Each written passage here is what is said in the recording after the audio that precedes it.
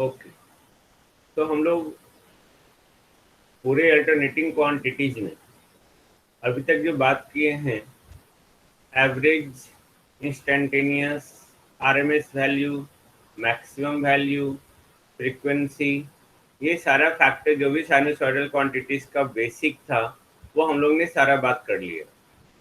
अब इसमें से कुछ कुछ फैक्टर्स हैं that is very very important, not only for the electric circuit and network, also for the power system and electric machine measurement like that. Okay, जिसमें आपका एक फैक्टर है, वो आपका फैक्टर है एम्पलीट्यूड फैक्टर या पीक फैक्टर या form factor. Okay, ये कहता क्या है मैथमेटिकली, हम इसको डिफाइन जो करते हैं मैथमेटिकली, इसको सबसे पहले केपी से रिप्रेजेंट करते हैं। ये कहता है KP equal to maximum to the RMS, यानी कि it is the ratio of maximum value to the RMS value. Okay, for the alternating quantities, कोई भी अल्टरनेटिंग क्वांटिटीज हो उसके बारे में peak factor, okay, peak factor, crest factor, ये आप सारा जो है बता सकते हैं। ओके, सॉरी फॉर्म फैक्टर लिखते हैं, सॉरी ये क्रेस्ट फैक्टर होगा, crest factor, amplitude factor, peak factor, ये सारा जो है हम लोग सारा का एक ही नाम है और उसको हम लोग केपी से रिप्रेजेंट करते हैं। Peak factor that is the ratio of maximum value to the RMS value. That is so simple, that is very important, so must remember it. Okay, it is very important, very very important. Now इसका physical significance क्या है? The significance of the peak factor is that it says about, ये कहता है how much amplitude is greater as compared to their RMS value।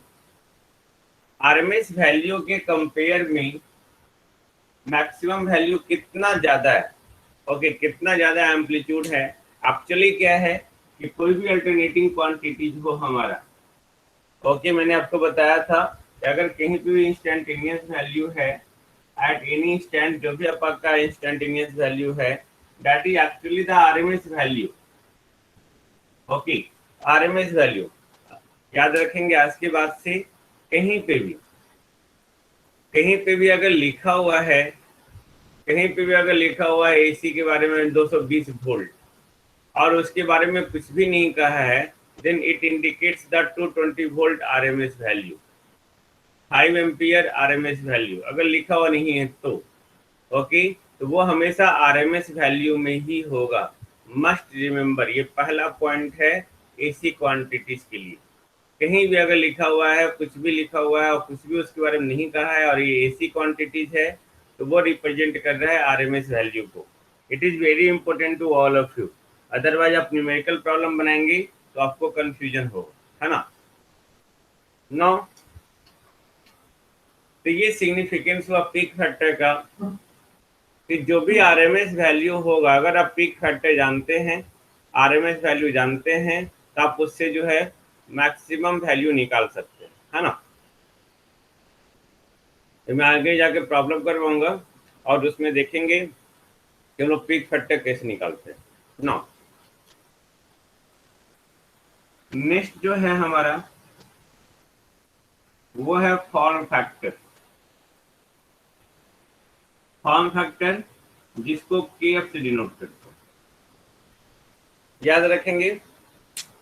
Form factor और peak factor, ये दो factor है जो अल्टरनेटिंग क्वांटिटीज में हमेशा साथ होता है, और अल्टरनेटिंग क्वांटिटीज जैसे ही आया वैसे ही आरएमएस वैल्यू भी आएगा। तो मैक्सिमम यानी कि पीक फैक्टर, एम्पलीट्यूड फैक्टर, वो maximum factor, okay, that is maximum by RMS. तो इसमें एक बार आरएमएस आ गया। Form factor that is given by RMS by average value. यहाँ आरएमएस नीचे, ऊपर इसमें आरएमएस ऊपर, बट ये RMS value as compare to average बता रहा है, यानी कि एवरेज वैल्यू के कंपेयर में जो है आरएमएस वैल्यू कितना ज्यादा है। बट इसका सिग्निफिकेंस कुछ और भी है। हम लोग फॉर्म फैक्टर को जो डिटरमाइन करते हैं ये इसका सिग्निफिकेंस कहता क्या है, ये कोई भी वेव फॉर्म हो, जिस वेव फॉर्म का जो भी अल्टरनेटिंग क्वांटिटीज है, उस वेव फॉर्म की शेप के बारे में बताता है।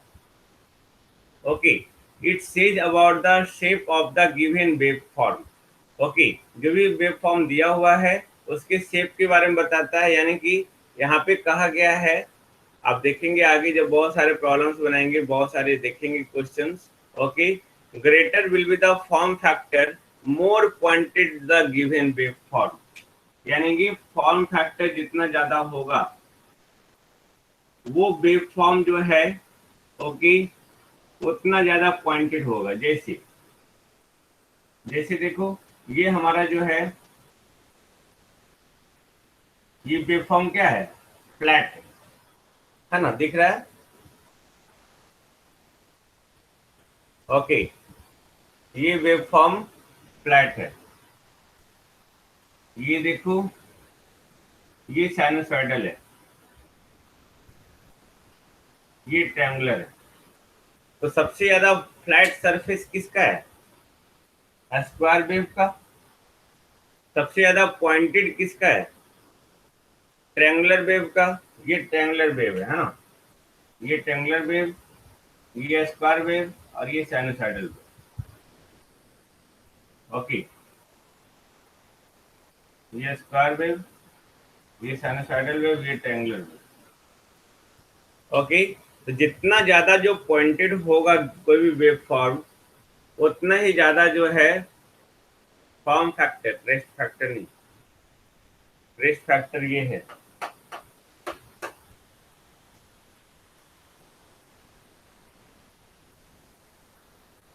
ओके,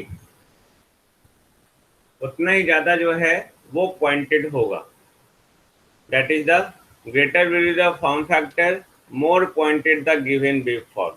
ना, हम लोग ये दोनों फैक्टर जान गए, है ना, ये दोनों फैक्टर जान गए। हम लोग यहाँ पे देखेंगे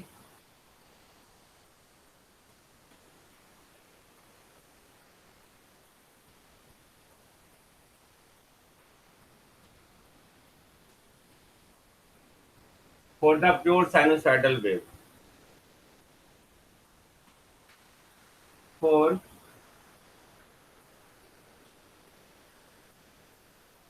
प्योर साइनोसॉइडल वेव, एक वेव का वैल्यू निकालते हैं जो हम लोग पहले से कैलकुलेट कर चुके हैं। Pure sinusoidal wave I equal to I M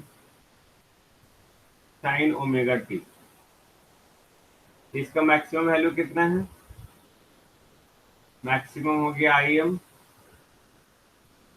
R M S हो गया I M by root two, नहीं, और एवरेज वैल्यू हो गया two I M by five.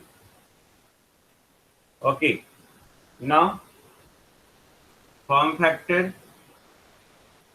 Are M S by average,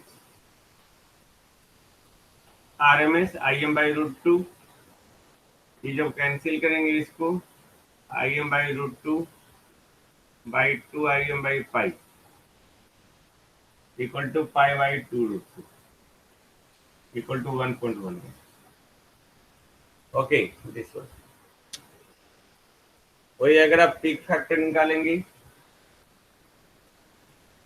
peak factor maximum by R M S, maximum I M हो गया और R M S हो गया I M by root two, ये क्या हो गया 1.414। This is the form factor, peak factor. I think no problem, है ना। नाउ हम लोग एक प्रॉब्लम करेंगे, उस प्रॉब्लम में जो है हम लोग देखेंगे different different things. Let 1 second.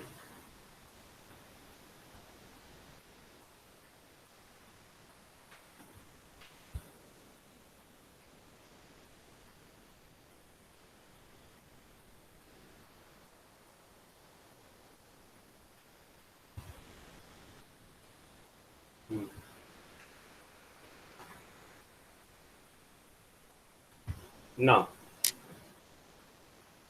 अब एक क्वेश्चन है हमारा, बोलता है find the average value, RMS value, है ना, and instantaneous value at T equal to 0.02 second.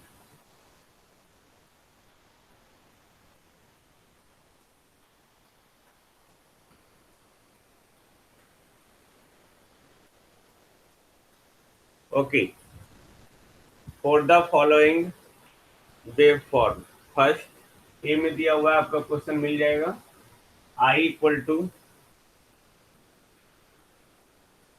1.414 sine omega T, इसके लिए ओके, साइन 3140, एक आपका ये है, दूसरा आई इक्वल टू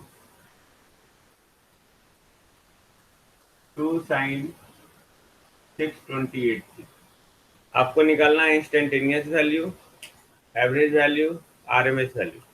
ओके, तो एवरेज वैल्यू हम लोग निकाल सकते हैं, ये प्योर साइनसॉइडल है, इस पहले क्वेश्चन का एवरेज ये क्या होगा, 2im/पाई, नहीं, ये 2im/पाई होगा। im इसका पता है, im इक्वल टू 1.414, ये क्या है, ओमेगा 314। ओके, इसमें वैल्यू पुट कर देंगे, निकल जाएगा, I R M S im/√2, im का वैल्यू 1.414, ये 1.414, √2 का वैल्यू ये होता है 1। इंस्टेंटेनियस वैल्यू पूछ रहा है I T at T equal to 0.02 millisecond. तो हम इसमें क्या करेंगे, सिंपल इस वैल्यू को पुट कर देंगे, 0.02 इंटू 10⁻³ जो भी आएगा आपका वो वैल्यू होगा, है ना। इस तरह से एक छोटा प्रॉब्लम है, आप इसको बना सकते हैं। ओके, नाउ एक और प्रॉब्लम है इसमें, that's a very important problem, just see, ये आप खुद से बनाएंगे।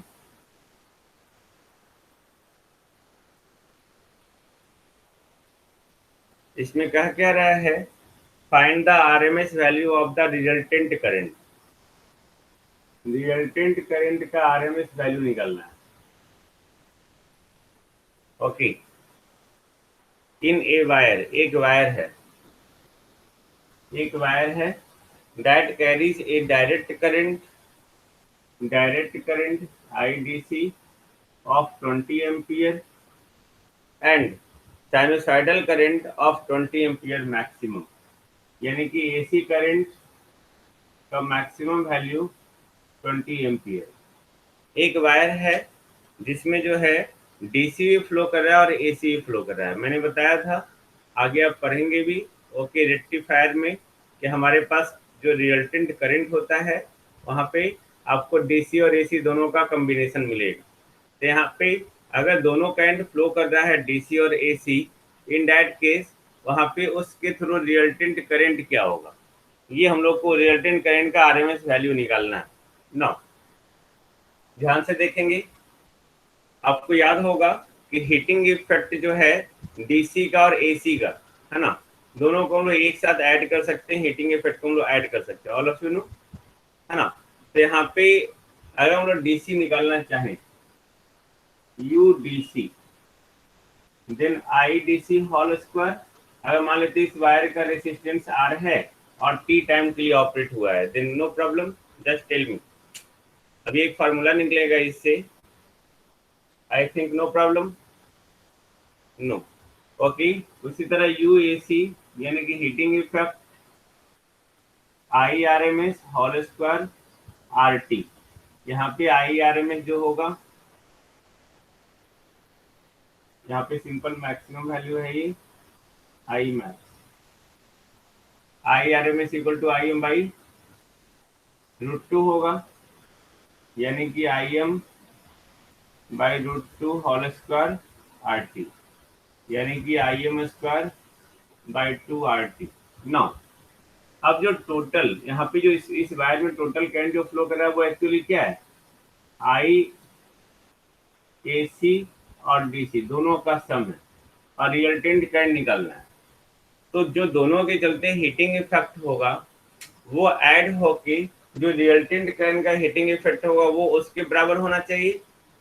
जो भी हमारा करंट फ्लो कर रहा है, ओके, हम लोग यहाँ पे रिजल्टेंट निकाल रहे हैं, जस्ट थिंक, हम लोग यहाँ पे रिजल्टेंट निकाल रहे हैं। अब सोचो जो एसी करंट जिसका मैक्सिमम वैल्यू 20 एम्पियर है उसके चलते हीटिंग इफेक्ट, फिर डीसी करंट जिसका जो है वैल्यू दिया हुआ है 20 एम्पियर। अब इन दोनों के चलते जो हीटिंग इफेक्ट होगा अगर दोनों को ऐड कर दे तो वो जो हीटिंग इफेक्ट आएगा वो रिजल्टेंट करंट के कारण जो हीटिंग इफेक्ट होगा दोनों आपस में बराबर होगा। जस्ट टेल मी, होगा ना? यानी कि जो टोटल हीट एनर्जी होगा, टोटल हीट एनर्जी डेवलप जो होगा ये I R R M S का होल स्क्वायर आर टी होगा। आप लोग को आवाज जा रही है मेरी? कोई लिख नहीं रहे हो भाई कुछ?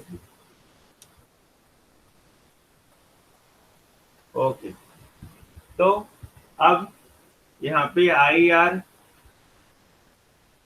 Are M S R T, अब यहाँ पे इसके चलते यानी कि रिजल्टेंट जो होगा और ये एसी जो होगा और ये डीसी, इन दोनों चलते हीटिंग इफेक्ट का सम होगा रिजल्टेंट के कारण, नहीं? ओके, यानी कि ये टोटल बोल दो, टोटल ओके। तो UAC I M square by 2 R T, UDC I D C square R T सब में है, कॉमन कट गया है ना। Then I R R M S whole square equal to I M square by 2 plus I D C square, यानी कि I R resultant current का R M S value equal to under root I M square by 2 plus I D C square. ये आपका एक formula निकल गया।